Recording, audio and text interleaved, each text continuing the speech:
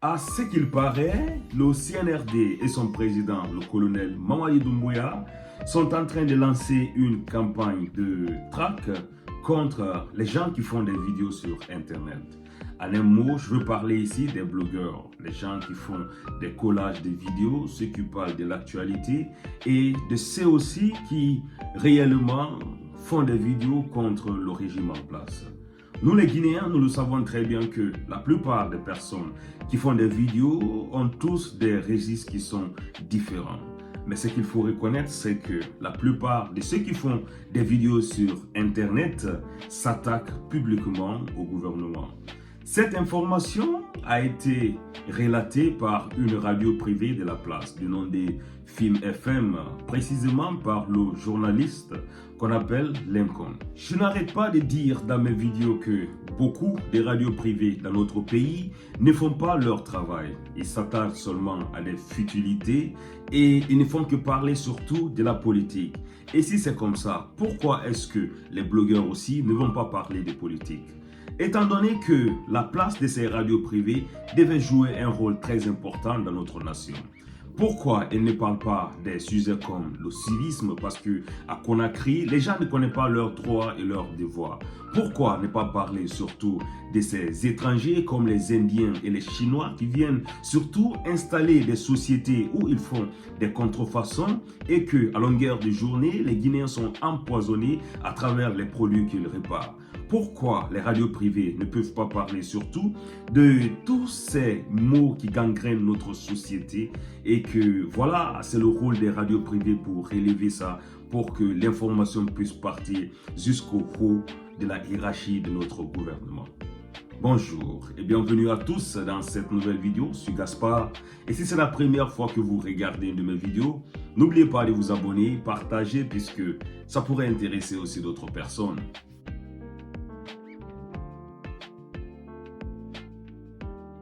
Une fois de plus encore, bienvenue à tous dans cette nouvelle vidéo. Et si c'est la première fois que vous regardez une de mes vidéos, n'oubliez pas de vous abonner, partager puisque ça pourrait intéresser aussi d'autres personnes. À ce qu'il paraît, et d'après les journalistes de Film FM, une radio privée de la place qui aime souvent relater des informations et l'actualité de la République de Guinée et du monde entier, il vient de nous révéler que le CNRD et son président ont lancé une campagne, une vaste campagne de traque contre tous ceux qui font des vidéos sur les réseaux sociaux. Tous ceux qui font des vidéos pour dénoncer soit le gouvernement ou bien pour dire réellement ce qui ne va pas en République de Guinée. Avant d'entamer cette vidéo, je voulais qu'on fasse réellement une différence surtout entre la liberté d'expression et surtout ce qu'on doit dire publiquement et ce qu'on ne doit pas dire publiquement. Parce que j'ai l'impression qu'en République de Guinée, la plupart de nos concitoyens et même de nos journalistes confondent le plus souvent la liberté d'expression. Ce terme de liberté d'expression, j'ai l'impression que les gens l'utilisent globalement sans connaître réellement ce qu'il faut dire publiquement et ce qu'il ne faut pas dire publiquement. Et ça, c'est pour tous les pays du monde entier. Il y a de ces informations, ce n'est pas facile de les révéler. Et même si vous les révélez, et même si vous êtes dans votre droit de liberté d'expression, à un moment donné, vous êtes en train alors de piétiner cette liberté d'expression. Avant de continuer, je voulais prendre l'exemple sur Edward Snowden, quelqu'un qui a travaillé, je pense bien, en Amérique, à la NSA, où à un moment donné, il a révélé des informations capitales de cette nation. Et on a vu ici les Américains l'ont traqué un peu partout dans le monde. Et finalement, il est venu demander l'asile ici en Russie. Et c'est ça exactement qu'on doit faire attention. Il y a de ces informations qui sont jugées classés et secrets pour la nation qui ne doivent pas être révélés au su et au vu de tout le monde. Et il y a des informations ou bien des mots quand tu emploies à l'encontre d'une personne, ça devient alors une insulte et cette insulte n'est pas alors une liberté d'expression. Et quand on voit le plus souvent les gens qui font des vidéos en République de Guinée, c'est réellement, voilà, hallucinant. C'est difficile à qualifier parce que les gens, ils mélangent tout. D'autres partent même à insulter père et mère les gens à qui ils veulent s'adresser. Et surtout, ce qui est bizarre dans tout ça, quand ils font ces vidéos, ils s'adressent surtout à nos dirigeants. Dans quel pays, dans ce monde où on voit ouvertement les gens insulter leurs dirigeants? On n'arrête pas à longueur de journée de prendre ici l'exemple des pays européens que eux ils sont développés, que nous voulons nous développer comme eux. Pourquoi alors ne pas prendre leur bon exemple aussi? Parce que dans les pays européens, malgré qu'il y a la liberté d'expression et que ce sont eux qui nous ont envoyé ce thème de liberté d'expression, ils ne s'attaquent pas ouvertement à leur gouvernement. Je voulais que un d'entre vous, les gens qui font des vidéos, puisse me montrer un des blogueurs qui s'attaque ouvertement à son gouvernement. Je veux parler bien sûr des gouvernements européens. Regardez aussi l'exemple à côté de nous, la Côte d'Ivoire. Les gens, ils font des vidéos, mais ils font des vidéos qui sont réellement constructifs. C'est pas facile de voir les gens qui parlent politique dans leurs vidéos en Côte d'Ivoire. D'autres parlent de politique, bien sûr, mais pas comme ce que nous voyons en Guinée. Le plus souvent, les gens qui font des vidéos en République de Guinée sont tous axés sur la politique, comme s'il n'y avait pas d'autres sujets d'actualité sur lesquels on peut discuter.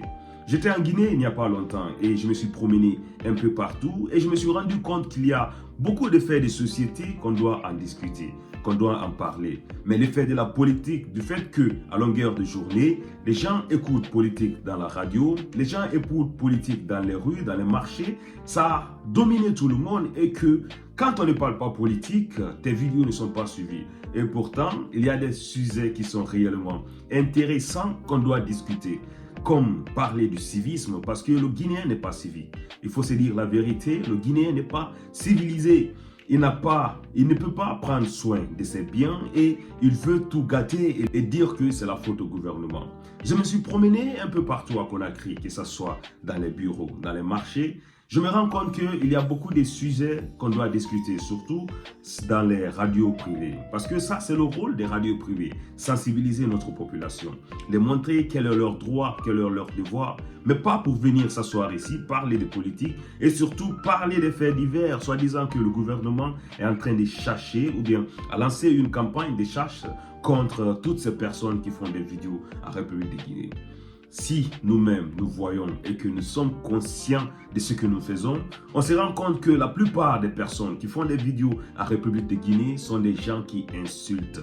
C'est des gens qui ne poussent pas l'État à venir à la raison, mais c'est des gens qui veulent ouvertement s'attaquer à l'autorité de l'État. Dans quel pays dans ce monde on a vu ça? Ou bien dans quel pays dans ce monde ça peut marcher? Ça ne peut pas marcher. Même dans les religions, on nous a dit de respecter nos dirigeants. De telle façon que nos dirigeants doivent nous respecter. Mais c'est un peu réciproque toute cette histoire. Si on veut que le gouvernement nous respecte, on doit aussi respecter le gouvernement.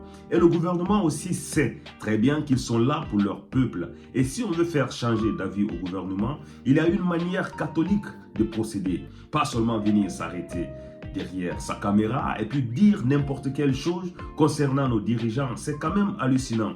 Et c'est de là je vois que nos radios privées ne jouent pas leur rôle. Parce que le rôle des radios privées, c'est de parler de beaucoup de faits de société. Comme par exemple en Guinée, j'ai fait la découverte de beaucoup de marques de boissons, des marques de biscuits et des marques d'aliments qui se vendent un peu partout sur notre marché. Des contrefaçons où même le ministère du Commerce n'a même pas le temps de venir vérifier quelles sont ces entreprises qui évoluent dans notre pays. Et même le ministère de la Santé pour venir contrôler quels sont les ingrédients qui sont dans ces produits dans notre pays. Je pense que c'est des thèmes qui devaient intéresser les radios privées à pousser réellement nos gouvernements à travailler, nos gouvernements qui se sont précédés surtout dans le pays, mais pas parler de la politique ou bien monter la tête des blogueurs contre le gouvernement actuel. Je pense qu'il y a beaucoup de choses qu'on doit parler. Regardons un peu des Guinéens qui meurent à longueur de journée. Tout ça à cause de l'alimentation que ces Indiens viennent monter des sociétés en République de Guinée, des sociétés qui ne sont pas contrôlées, des produits qui sont déjà périmés et expirés, mais ils ont des machines avec lesquelles ils viennent procéder pour enlever cette date et mettre une autre date. Pourquoi ça marche en Guinée? Ça marche parce que personne ne joue son rôle, y compris le gouvernement et les radios privées. Mais il faut aussi dire que le gouvernement n'a pas le temps de voir tout ceci. C'est alors le rôle des radios privées de mettre des gens sur le terrain et de recueillir surtout des informations comme ça pour faire monter à l'hierarchie.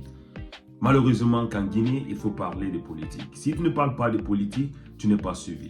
Sur ce, mes frères, merci à tous de regarder cette vidéo. Et moi, je pense que c'est une futilité, surtout quand on voit le plus souvent les gens qui font des vidéos, que ce soit les Tidjane, que ce soit les Général 5 étoiles, les Bassanta Benito, et beaucoup de personnes que je ne peux pas citer dans cette vidéo. Tout ceci, on doit prendre conscience.